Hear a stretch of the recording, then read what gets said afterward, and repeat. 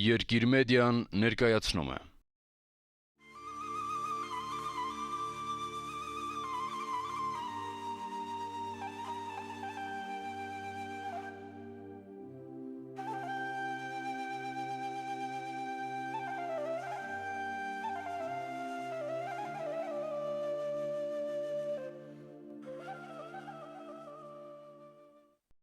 Ես ծնվել եմ Լորի 1935-ին։ Այդ եւ հետագա 20 անգամ 30 տարիների գյուղը մեր եւ հների միջև շատ ավելի Թումանյանի, Տոլստոյի, Քսենոփոնի ժամանակներին էր մոտ, քան մեր այսօրվան։ Մաճ եմ բռնել, խոտ հնձել, կովցնեցրել, պատված դրել։ Հրանտ Մաթևոսյան։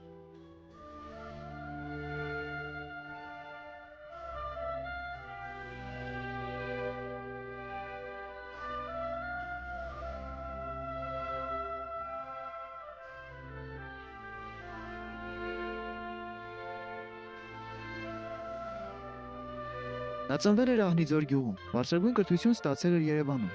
այնուհետև ուսումը շարունակել Մոսկվայում։ Նրա Ահնիձոր ակնարկը ժամանակին մեծ աղմուկ բարձրացրեց։ Երիտասարդ արձակագիրը հանդգնել էր խորհրդային կոչվող իրականության ճշմարիտ պատկերը մարմնավորել։ Ամսագրի համապատասխան համարը արգելվեց, իսկ խմբագիրը պատժվեց։ Մաթևոսյանը երկար ժամանակ չէր տպագրվում, սակայն հավատարմությունը կյանքի ճշմարտությանը դառնալու էր նրա հավատամքը։ Ինձ թվում է, որ բացարձակ մի ճշմարտություն կա, որ ժամանակները եւ երկրները, ազգերը, լեզուները ունեն սկզբանե ունեն մի անօտարելի պատվախնդրություն, որ իրենք ամուլ չմնան, որ իրենք իրենց պսակեն կուլտուրայով, մշակույթով, լեզուն չպետք է լռի, լեզուն պետք է գեղարվեստանա, մի բան դառնա,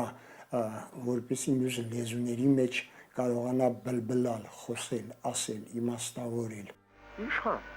այս աշխարհում քանի պետություն կա։ Դե մենք ենք Գերմանիան, Էլոկա, Թուրքիան, Ամերիկան, Ֆրանսիան,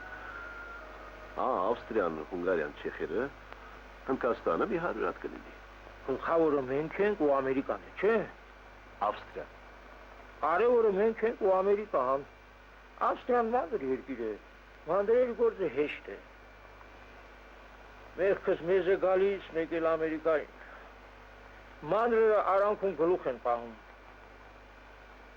Մենք մեզ համար ստեղ ոչխար ենք պահում, են խես Քենեդին ինչի սպանեցին։ Ցավդ կտրել է։ Եթե Չարենցը, եթե Սարյանը, եթե մեր մյուս արժանավոր անունները ելել են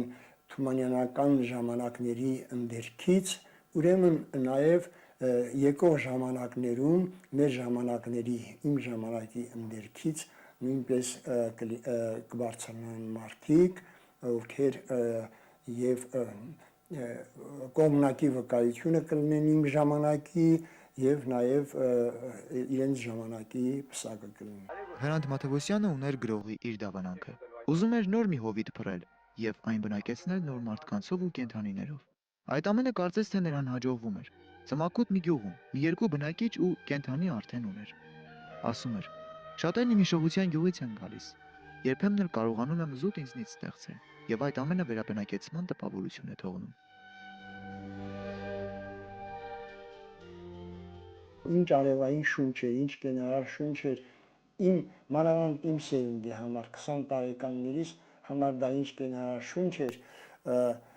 որ ուղղակի կարծես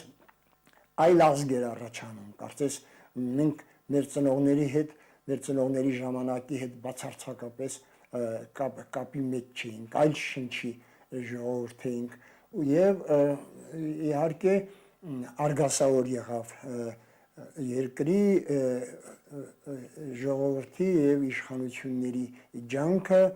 փսակվեց փրկարար կարելի ասել, փրկարար կուլտուրայով փսակվեց, փրկվեց ուղղակի ինքը իր պատիվը, իր բանը, իր պատիվը, իր անեծքը կարծես բռնության անեծքը իր վրայից կարծես կարողացավ հեռացնել եւ առաջացավ մի բան, որ նույնպես աշխարհը ողջունեց, ընդունեց։ Շատ կուզենայի, որ իմ հովիտը մեծ ու արևոտ լիներ։ Կուզենայի, որ նրա բնակիչները միայն լավ մարդիկ լինեին, եւ վատերի համար իմ հովտում տեղ չլիներ։ Որ իմ մարդկանց կյանքը ծաղկեր լավ ժամանակներում, եւ պատերազմն ու թշնամանքը իմ հովիտ խուժելու միջոց չունենային։ Բայց ստիպված եմ լինել իմ ժամանակի տարեգիրը։ Հենրիկ Մարյան, սքանչելի մարդկար անում, սքանչելի մարդկար, թվում է թե այդ խոշոր դեմքը չէ, բայց այնուամենայնիվ կարողացավ իրեն պարտադրել։ Գեղեցիկ մի աշխարհ ստեղծեց եռանկյունի, նաև մենք ենք մեր սարերը։ Զարոյան եղբայրներն եմ հիշելու, հետո Ֆրունզե Դովլաթյանի ուրիշ ֆիլմերը, ուրիշ անունել կար, հա, այո, կարծես թե։ Գիտեի, որ եզակիորեն գեղեցիկ ժամանակ է տրամադրված հայ կինոյին, փոքր ազգի կինոյին, որտեղ, ասենք թե, նորվեգները երբ կինո մինիստրություն չունեն եւ կինոյի համար այդքան հնարավորություններ ու միջոցներ չեն նետում, իսկ այստեղ նետվում է եւ այստեղ կինոն, որ դառնալու է մեր ազգի արտաքին քաղաքականությունը, ներքին քաղաքականությունը, ես ինչ գիտեմ, ազգը աշխարհին ներկայացնող, ազգությունը, հանրապետությունը աշխարհին ներկայացնող մեր եզակի հնարավորությունը, մեր բանակը, մեր ամեն ինչը դա էր եւ մենք լավ չօգտագործեցինք այդ ժամանակը, լավ չօգտագործեցինք, թե վրացիները ինչպես կարողացան լավ օգտագործել, դա հայտնի է բոլորին, վրաց կինոնամ։ Իմ ներածացությունը, ահա, դրանից էր։ Edvay Teakçı Yerevan özgünü. Ha, kesavar inç benim. Gılhar benim. Akan cahur gılhar. Buna varmel hakne zümermel. Ya sen kapiç küferiz. Kapiç. Մշակույթն է առհասարակ ծանր վիճ, ամբողջ աշխարհում մշակույթն է առհասարակ կանգնած ծանր վիճակում է կանգնած։ Արևմուտքի վերաբերմամբ ես նրանց փորձի վրա ես կարող եմ այն հասկանալ եւ փորձել ձեզ հասկացնել, որ այնտեղ նկարչությունը մշակույթը առհասարակ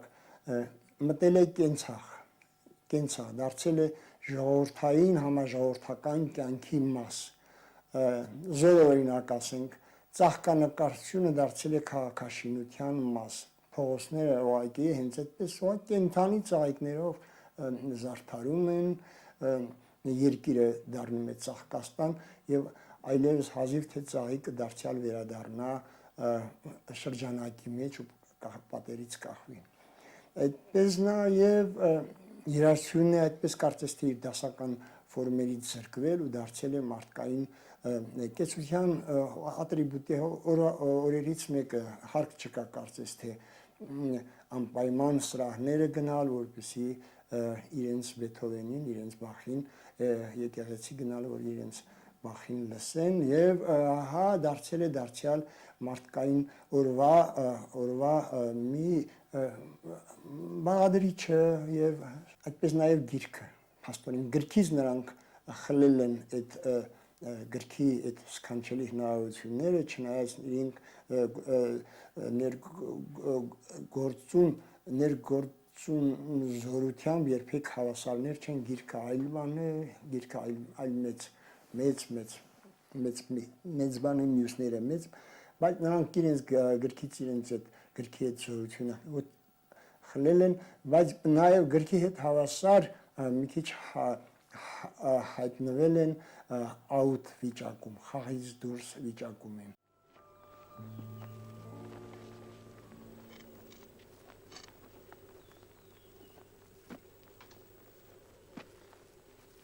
Վրան կողպեկ կար։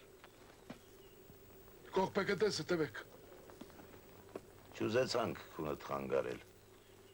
Գիտեինք, որ մեր որոշմանը պիտի քեզ տեղյակ պահենք։ Ես օտար ժողովրդինով ես երկիրը բերել։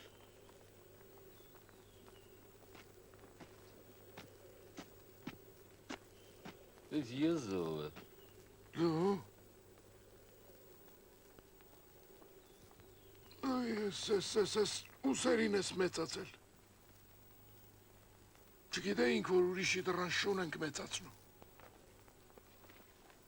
Այստեղից գնայել աչքս քեզ չտեսնի։ Կանդարար։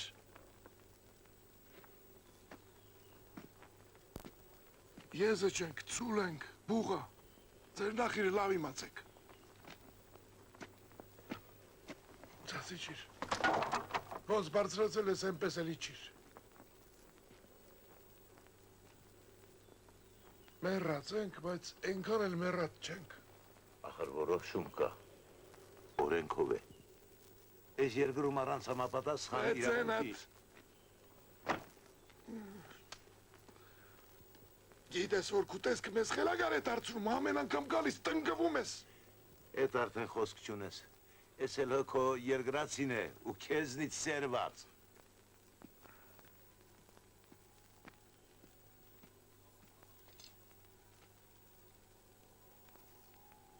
Երկու 200 կով է կապվել ես գոմ։ Ամեն մայիս 200 հորդ է դուրս եկել ես դռնից։ Լավ է։ Դուք հիմա ինչ եք եկել ու գիշակեր ագրավի նման։ 200։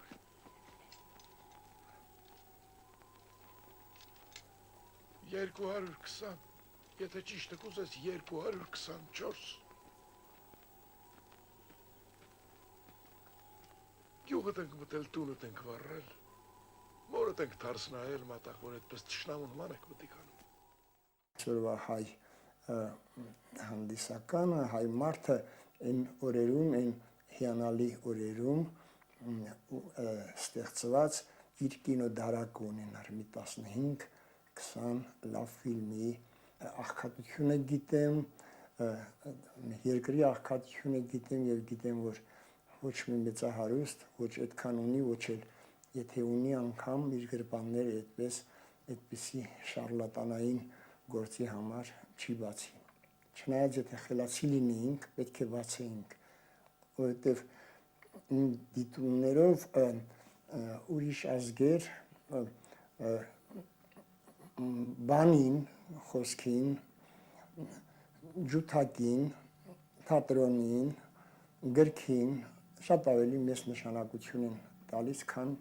զորքին, որովհետև բանի Քրիստոսաբար, քրիստոնեաբար կայսրին տալով, նյութականը կայսրին թողնելով, բանավորը բանինը վերցնելով իրենց։ Իսկ բանավորը երբ վերցնում ես, արդեն կայսրի ձեռքին մնում է միայն փուչ մարմինը, ոգին լքած մարմինը, այսինքն բանը վերցնել նշանակում է ամբողջը վերցնել։ Հարկ է, որ մենք կարողանանք բանին այդ ուշադրությունը դարձնել։ Խեղճ Թումանյանը ինչ տառապանք, ինչ կռիվ, ինչքան ուղղակի երկար մակարում է ունեցել, որ հայ գիրը քաղաքացիություն ստանա Հայաստանում, հայ մարդու ընտանիք մտնի։ Այդպես էլ է, այս մակարման անհրաժեշտության առջև դեռ այսօր մենք կանգնած ենք, որ յուրաքանչյուրի գիտակցություն, Մանթաշովի գիտակցություն մտցնենք, այն որ շատ կարևորը կինոն է, շատ կարևորը մամուլն է, շատ կարևորը գիրքն է, բանի աշխարհն է։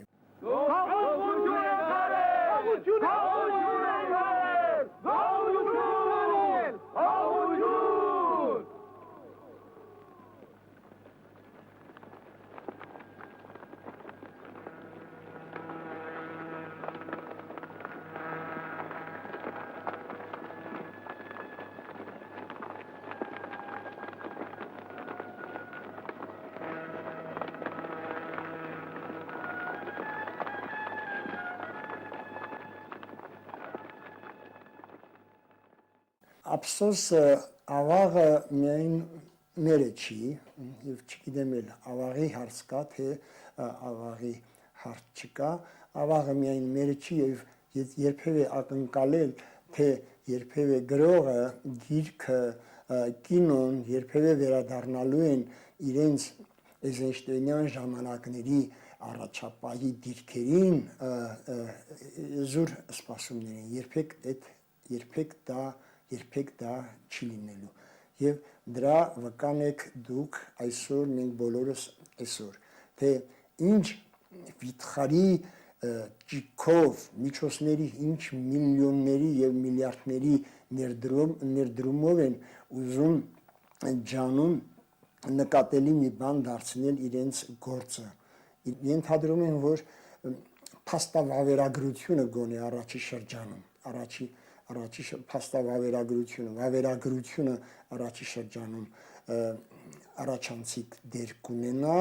ինչպես որ գրականության մեջ ամերիկյան գրականության մեջ եղավ վիետնամական իրենց պատերազմից հետո ամերիկյան գրականության մեջ ձևավորվեց նոր ժուրնալիզմ անունով գրական հոսանքը այնտեղ մի դեմքել հայազգին մենք ունենք Մայքլ Կրտսեր Արլենը Նորման Մեյլերը եղավ դրանց առաջատարներից եւ ուրիշներ